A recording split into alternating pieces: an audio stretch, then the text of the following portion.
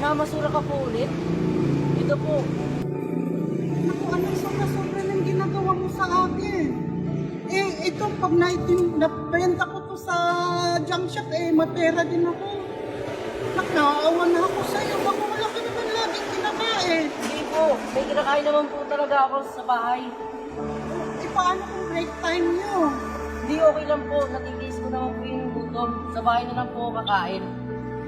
Anak, nahihiya na talaga ako sa'yo. Ito, kaya ko naman itong ibenta sa junk shop. Hindi na po, tay. Basta mahalaga, makakain po kayo. Anak, ayoko nang tumamboy sa lugar na ito kasi ako na lang lagi nakikinabang sa baon mo. Paano yan? Salamat ulit. Sige po, tay. Pasok na po ako. Baka maliit na po ako. Sige anak ha, mag-ingat ka ulit sa pagtawid at maraming sasakyan. Ha?